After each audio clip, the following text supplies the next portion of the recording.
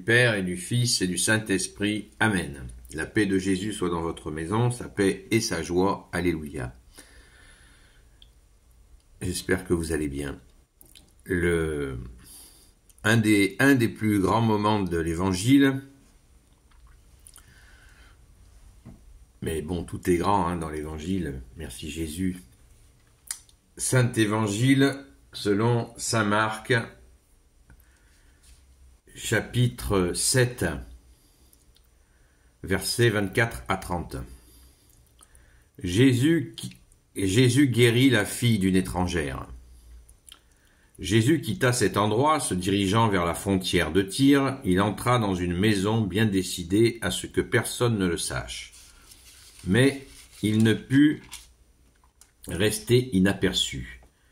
Bientôt se présenta une femme qui avait entendu parler de lui. Sa petite fille était possédée par un esprit impur. Et elle vint tomber à ses pieds. C'était une femme grecque de Syrie, d'origine phénicienne, et elle suppliait Jésus de faire sortir le démon de sa fille. Jésus lui répond : « Laisse d'abord les enfants manger à leur faim. On ne prend pas le pain des enfants pour le jeter aux petits chiens. » Mais elle réplique : « Seigneur, les petits chiens sous la table mangent les miettes des enfants. » Jésus lui dit : « À cause de cette parole, tu peux t'en retourner. Le démon est sorti de ta fille. » La femme rentra chez elle et trouva la petite fille allongée sur le lit. Le démon était sorti. Alléluia. Merci Jésus. Pourquoi cette séquence d'évangile est extraordinaire ? Parce que dans cette version-là de saint Marc, elle est un petit peu écourtée par rapport à une autre version. Et il y a un mystère. Il y a un mystère. Cette femme, donc, est païenne. Et Jésus lui dit : « Laisse d'abord les enfants manger à leur faim. » Alors là, vous comprenez que moi je suis resté interdit, comme on dit. J'ai pas compris. Une mère vient voir Jésus, notre Jésus d'amour, de justice, de miséricorde, et pour libérer sa fille d'un démon, rien de moins. Et Jésus lui dit : laisse manger, verset 27, laisse d'abord les enfants manger à leur faim. Waouh! Qu'est-ce que ça veut dire? Et c'est bien Jésus là qui parle? Oui, c'est bien toi, bien-aimé Jésus, alléluia. Alors qu'est-ce que Jésus veut dire? Eh bien, laisse d'abord les enfants manger à leur faim. On ne prend pas le pain des enfants pour le jeter aux petits chiens.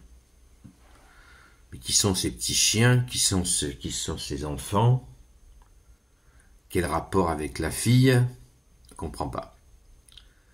En fait, Jésus parle les enfants. Il est donc avec une personne qui n'est pas juive. Donc, Jésus la provoque. Il la provoque pour pour voir où est sa foi. Les enfants qui sont à table, ce sont les Juifs. Et oui, ils sont à la table de Dieu. Donc Jésus lui dit, on ne prend pas le pain des enfants pour le jeter aux petits chiens. C'est-à-dire que les Juifs considéraient les non-Juifs comme des chiens. Oui. Les païens, les nations, comme des chiens. Et Jésus lui dit ça. C'est pas possible que Jésus parle comme ça. C'est impossible. Jésus met une petite nuance en disant pour le jeter aux petits chiens.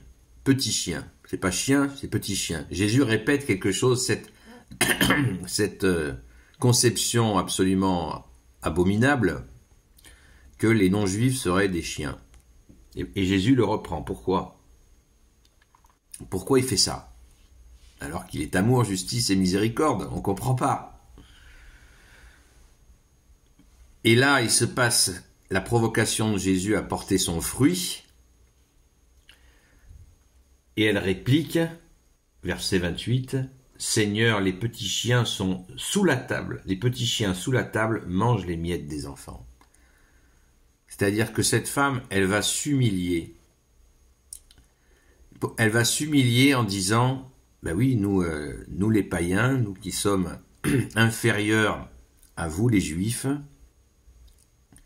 eh bien, quand vous mangez à la table du bon Dieu, quand les enfants de Dieu mangent à la table du bon Dieu, eh bien, ils font tomber des miettes. Et moi, une toute petite miette me suffira pour guérir ma fille. Voilà le message, voilà le dialogue qui est en train de se passer entre Jésus, seul sauveur, et cette femme. C'est touchant. Pourquoi Jésus a fait ça? Pourquoi Jésus, tu as fait ça avec cette femme? Et Jésus donne la réponse, verset 29. Jésus lui dit, à cause de cette parole, tu peux t'en retourner. Le démon est sorti de ta fille. Pourquoi Jésus n'a pas tout de suite dit à cette femme, Dieu, ta fille soit libérée, qu'il soit fait selon ta foi, hop, elle est libérée. Non, Jésus a voulu passer par une explication, la faire réagir.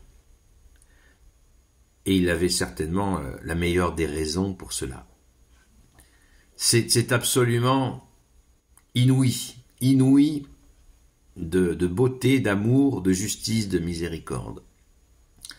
Alors, méditons ça bien profondément dans notre cœur, parce que si Jésus a fait cela avec cette femme, c'est qu'il y avait quelque chose, il voulait lui faire franchir un cap. Moi, je retiens cela. J'aimerais bien savoir quel cap il voulait lui faire franchir. Peut-être qu'il a voulu aussi donner une leçon à l'entourage. N'oublions pas que les apôtres étaient là, leur faire comprendre quelque chose aussi. Il y a toujours une zone de mystère de toute façon dans la parole. On ne saura jamais tout, et c'est important d'ailleurs qu'on ne sache pas tout. Mais parce que ça nous fait réfléchir. Voilà. Jésus développe notre intelligence en nous faisant réfléchir. Oh, merci Jésus, notre seul enseignant. Alléluia. Béni soit le Père, le Fils et le Saint-Esprit. Amen. Ô Jésus, toi qui peux tout et qui portes tout, toi le Sauveur, toi l'Emmanuel, je te confie toutes celles et ceux qui regarderont cette vidéo, ainsi que leurs proches, selon ta seule volonté, ô Jésus. Très Sainte Vierge Marie, notre Mère, notre Dame, toi qui écrases le serpent, toi qui as la lune sous tes pas, Saint Joseph, toi la terreur des démons, toi le saint gardien de la Sainte Église catholique apostolique, Sainte Marie-Madeleine, notre chère Sainte Patronne, et vous, tous les saints et saintes, amis de toi, Jésus, Saint Michel Archange qui est comme Dieu, Saint Gabriel Archange, Saint Raphaël Archange, et vous, tous les anges qui servent Jésus, je vous confie cette vidéo, non pas cette vidéo, je vous confie toutes celles et ceux qui regarderont cette vidéo, ainsi que leurs proches, selon ta seule volonté, ô Jésus. La paix de Jésus soit dans votre maison, et je vous dis à très vite.